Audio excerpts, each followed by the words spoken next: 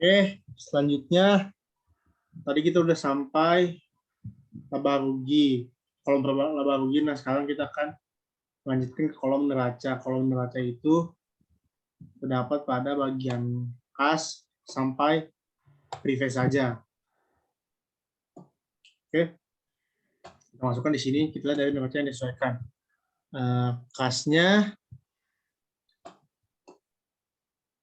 86.905 kita pindahkan ke neraca 86.905. Lalu persediaan barang dagangan juga, kan persediaan barang dagangan yang tertera di neraca disesuaikan 200.000, lalu kita tulis juga di neraca kolom neraca sebesar 200.000. Lalu ke piutang dagang di neraca disesuaikan 15.200.000, lalu di kolom neracanya kita tulis juga 15.200.000. Lalu perlengkapan toko di neraca disesuaikan sebesar 10.000 dan kita tulis di kolom neracanya sebesar 10.000 juga di bagian debit.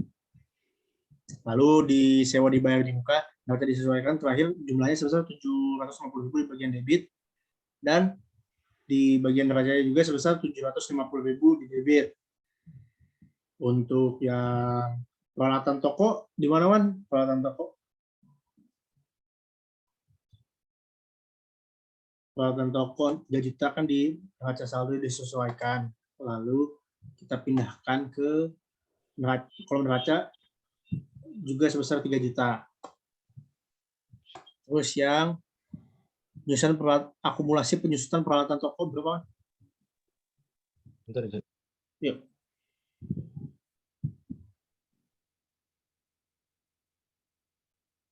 Yang mana hijau mana? Yang akumulasi penyusutan peralatan toko. Neraca saldo 600.000. Ya.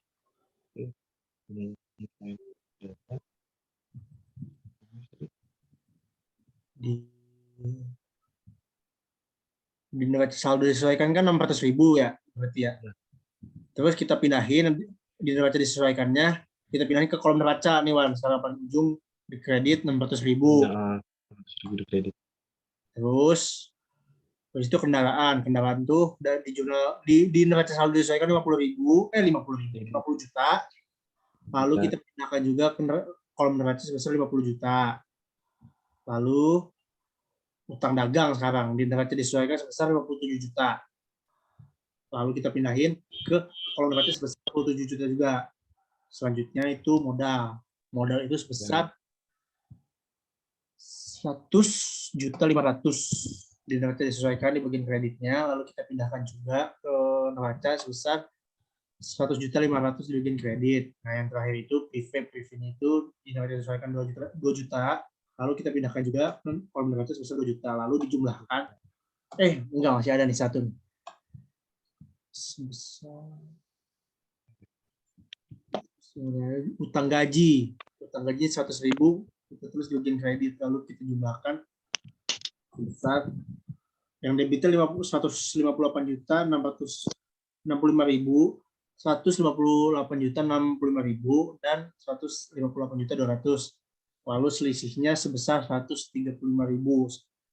Sama, jadi labanya 135.000 di kolom laba rugi, di bagian kredit labanya 135, di bagian neraca, di bagian debit labanya sebesar 135.000. Selanjutnya dari profit kita akan menyusun laporan keuangan.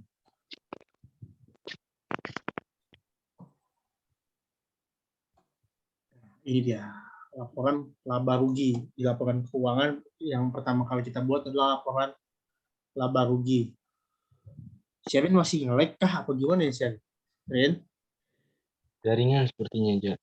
Oke, kita lanjutin aja ya. Kalau kita chat di Sherin.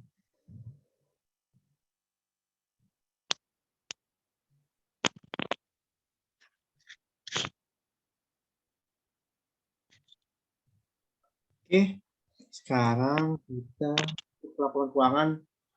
Yang pertama kita buat adalah laporan laba rugi.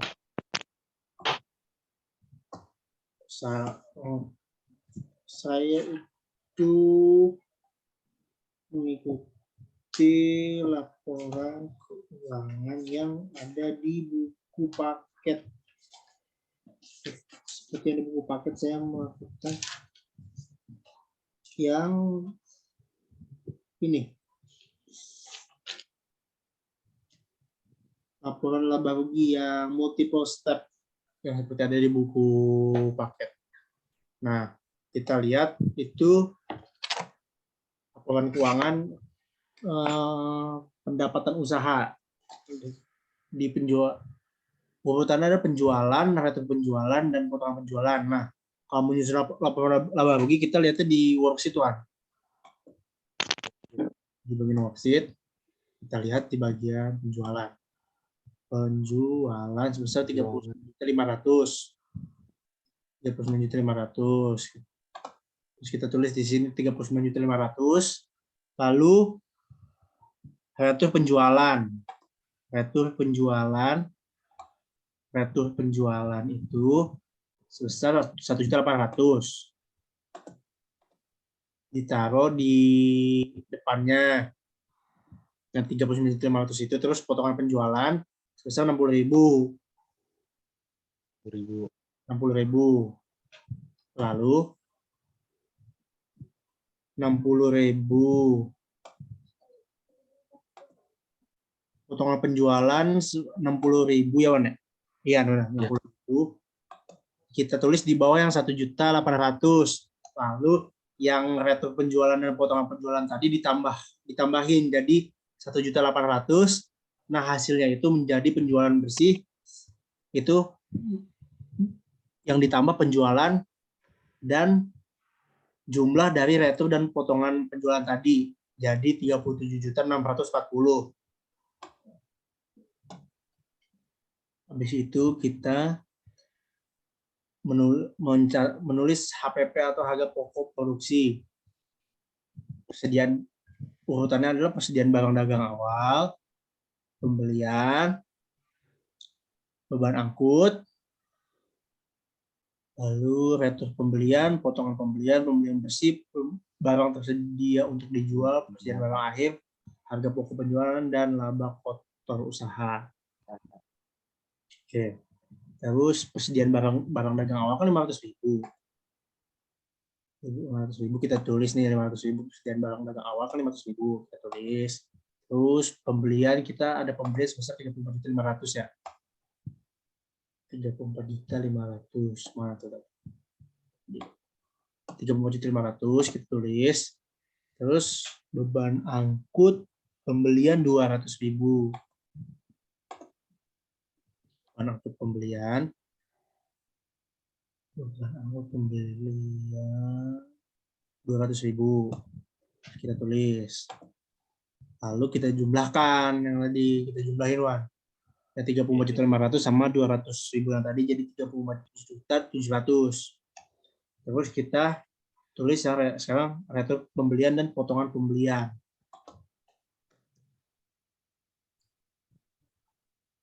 Retur pembelian dan potongan pembelian.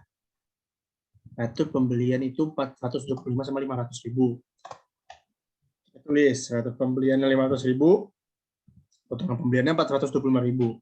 Terus kita jumlahin sebesar 925.000. Nah, 34.700 tadi yang hasil penjumlahan dari pembelian dan beban angkut pembelian kan jumlahnya 34.700. Terus jumlah dari retur pembelian dan potongan pembelian kan 925.000. Nah, itu hasilnya dikurangin, Wan. Dikurangin jadi 33.775.000. Lalu persediaan barang dagang awal tadi dijumlahin sama pembelian bersih tadi. Pembelian bersih itu jumlah dari 34.700 sama 925 tadi. Terus 33.775 ini ditambahin sama 500.000 ini jadi 34.275.000. Nah, persediaan barang dagang akhir itu kan 200.000 kan. Nah, persediaan barang akhir 200.000 kalau sesuai di buku itu berarti persediaan barang akhir itu dikurangi sama jumlah persediaan barangnya. Barang tersedia untuk dijual. Jadi 34.275.000 dikurangi 200.000. Jadi harga pokok penjualannya sebesar 34.075.000. Nah, harga pokok penjualan itu kalau di buku di sini dikurang sama penjualan bersih, kan penjualan bersih 37.640.000 dikurang sama 34.075.000. Jadi laba kotornya sebesar 3.565.000.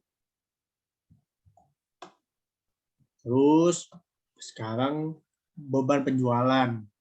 Jadi dia beban angkut penjualan, beban penyusutan peralatan, beban perlengkapan, jumlah beban penjualan, beban administrasi dan umum, yaitu seperti beban gaji karyawan, beban sewa, jumlah beban, terus laba usaha dan pendapatan di luar usaha seperti beban pendapatan. Yang terakhir laba bersih sebelum pajak.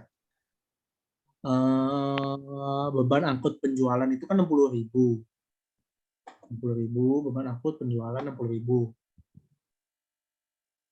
60.000 kita tulis. Lalu beban penyusutan 600.000. 600.000 kita tulis di bawahnya. Terus beban perlengkapan toko 2.190.000 kita tulis juga di bawahnya. Terus kita jumlahin hasilnya itu jadi jumlah beban penjualan, Wan. Jadi 2.850.000. 50. Setelah itu beban administrasi dan umum. Itu ada beban gaji karyawan sama beban sewa. Beban gaji karyawan itu 800.000. Di sini nih di saldo yang sudah disesuaikan kan 800.000 ya, 800.000 kita tulis sama beban sewa 1.050.000. Kita tulis beban sewa. Nah, ini beban sewa 1.050.000. Kita tulis. Terus kita tambahin jadi 1.850.000. Nah, habis itu kita menjumlahkan, kita mencari jumlah bebannya itu sebentar. Ditambahin 2.850 ditambah 1.850 jumlahnya jadi 4.700.000. Nah, 4.700.000 ini dikurangi sama 4.700.000 itu jumlah beban ya. Jumlah bebannya dikurangi sama laba kotor usaha 3.565.000.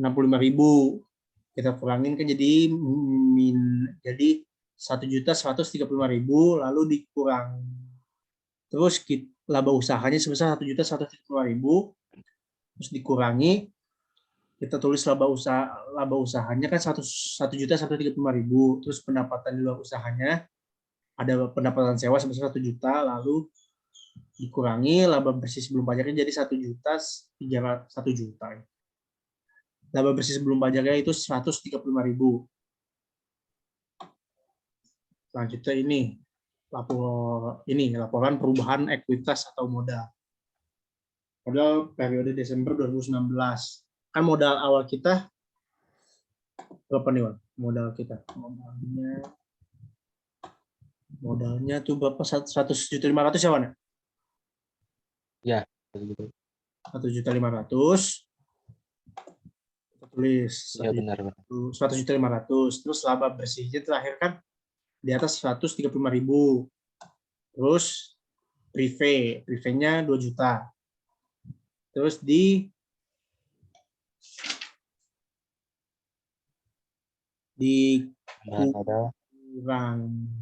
jadi sebentar. Kita cek dulu.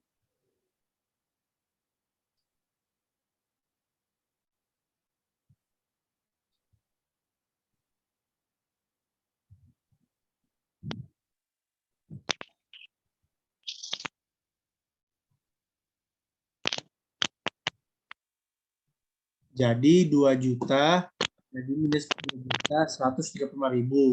Lalu hasilnya itu ditambahkan 100.500 ditambah 2 juta 135.000 karena ini minus, jadi modal akhir periodenya sebesar 98.365.000. Setelah membuat laporan perubahan ekuitas modal, kita membuat laporan posisi keuangan atau neraca. Aktiva nih, Aktiva lancar itu terdiri dari kas, piutang usaha, persediaan barang dagang, sewa dibayar di muka, perlengkapan toko. Nah, itu tuh bisa kita lihat dari worksheet lah, di neraca yang sudah disesuaikan. Kasnya kan 86 juta. Nah, terus piutang usahanya, piutang usaha 15 juta 200. Iya benar. Terus persediaan barang dagang awal, persediaan barang dagang doang ya? Iya, 200.000. Terus sewa dibayar di muka berapa, Wak? 750 ya? Iya. 50. Perlengkapan tokonya 10 juta. Nah, semuanya itu dijumlahin, Wan. Jumlah aktif lancarnya jadi sebesar 103.65.000. Sherin, apakah Anda masih nge-like? Sherin. Ya, Reza. Oh, oke. Selanjutnya, aktiva tetap. Aktiva tetap itu terdiri dari peralatan toko, akumulasi penyusunan peralatan, kendaraan, dan ya udah 3 itu doang. Peralatan toko berapa, Wak? Di sini. Peralatan toko di neraca saldo 3 juta. 3 juta apa sih? Peralatan toko. Ya 3 juta. 3 juta. Peralatan tokonya 3 juta. Kita tulis 3 juta. Terus akumulasi penyusunan peralatannya. Akumulasi penyusunan peralatannya sebesar 600.000. 600.000. Terus kita kurangin sama peralatan, ya, kita kurangin jadi 2.400.000. Terus kendaraan 50 juta. Kita cantumin lagi di sini 50 juta. Terus kita tambahin 50 juta tambah 2.400.000 jadi 52.400.000 jumlah aktiva tetapnya. Nah, jumlah aktiva itu jumlah dari jumlah aktiva lancar ditambah sama jumlah aktiva tetap. Jadi jumlah aktivanya sebesar 155.465.000. Nah, terus kewajiban itu ada utang jangka pendek sama utang jangka panjang. Tapi di perusahaan dagang ini hanya ada utang jangka pendek, yaitu utang gaji dan utang dagang. Utang gajinya itu 100.000, bisa kita lihat di sini utang gajinya. Bisa disesuaikan. Utang gajinya 100.000, kita tulis. Dan utang dagangnya 57 juta. 57 juta. Oke, kita tulis. Lalu kita jumlahin, jumlah itu masuknya ke jumlah utang lancar sebesar 57.100. Nah, utang jangka panjang itu kita nggak ada, jadi jumlah utangnya jadi 57.100. Nah, sekarang tinggal modalnya. Modalnya kan kita lihat dari yang terakhir ini, modal akhir periode Desember sebesar 98.365.000. Kita tulis. Nah, kita jumlahin sama jumlah utang yang tadi, jumlah kewajiban dan modal. Jadi jumlah kewajiban dan modal sebesar 155.465.000, sama dengan jumlah aktiva tetapnya. Oke, di laporan keuangan udah selesai. Sekarang tinggal kita lanjut ke jumlah penutup.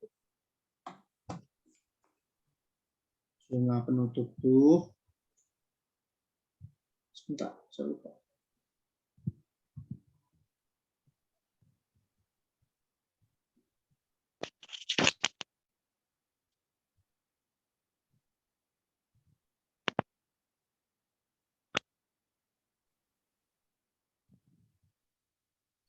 Jumlah penutup.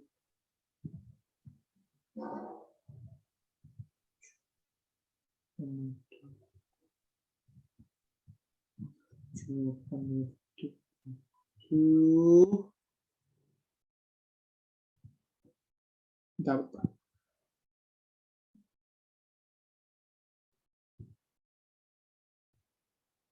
Ya, oke. Jadi jumlah penutup itu Tinggal kita masukin aja dari jurnal penutup. Jurnal penutup itu dari penjualan sampai modal. Kita bisa lihat dari worksheet. Penjualan kita itu 39.500. Kita jurnal penutup sekarang. Kita masuk jurnal penutup penjualan sebesar 30.500. Ya, kan kalau tadi kan nih penjualan kan tadinya kan posisinya di kredit kan, neraca disesuaikan. Nah, kalau di jurnal penutup jadi pindah ke bagian debit. Penjualannya 30 juta, jadi 39.500 pindah ke debit. Terus pendapatan sewanya juga.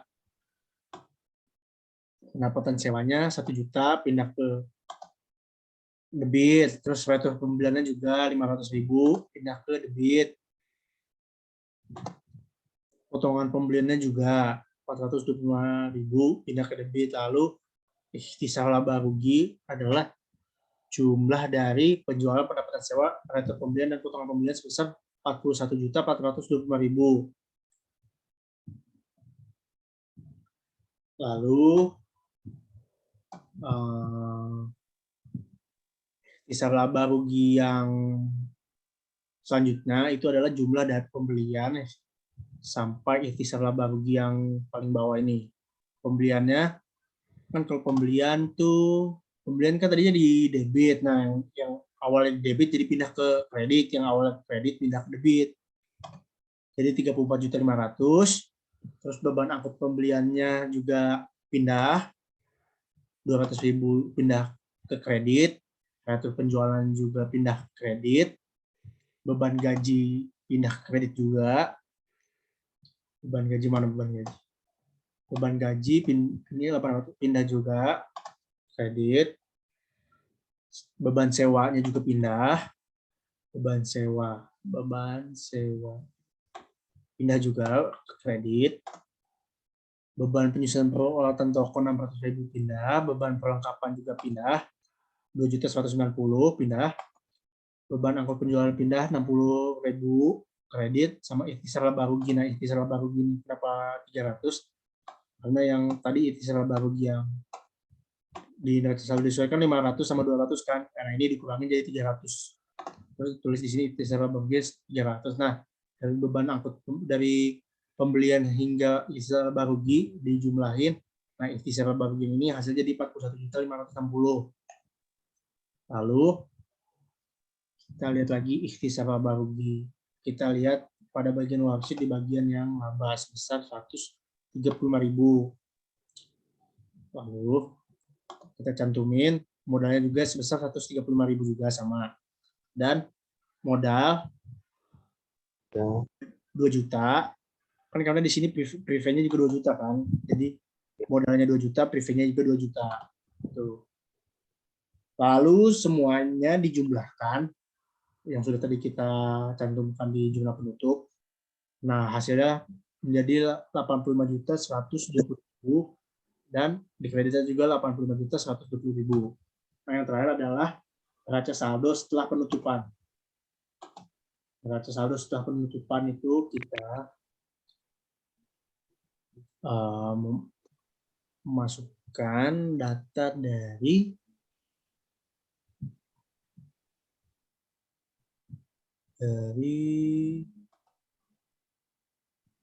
neraca saldo yang sudah disesuaikan dan dari jurnal penutup. Bentar, aku salah, kita bikin dulu. Neraca saldo yang telah penutup itu adalah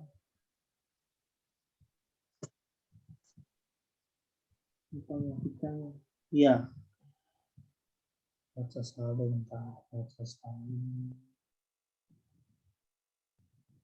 saldo setelah penutupan kita tinggal masukin bagian dari kas sampai modalnya saja, habis itu kita jumlahin.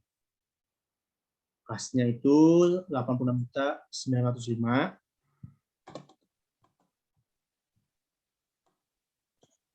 Amin ya. Habis itu persediaan barang dagangnya 200.000. Piutang dagangnya 15.200.000 ya. 15.200.000.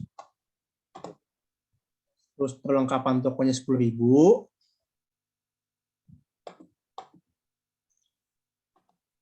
Sewa dibayar di mukanya berapa? Sewa dibayar di mukanya 750. 750. 750.000. Peralatan tokonya 3 juta. 3 juta. Terus akumulasi penyusunan peralatan tokonya ada 600.000. 600.000. Kendaraannya itu 50 juta. Utang dagangnya 57 juta. 57 juta kita masukin ke kredit. Terus utang gajinya 100.000. Gajinya 100.000. Oh, di bawah. Utang gaji. Iya, 100.000. Gaji. Kredit 100.000. Dan modal. Kita lihat di terakhir di sini. Modal. 98.365.000. Jadi jumlahnya berapa, Rin?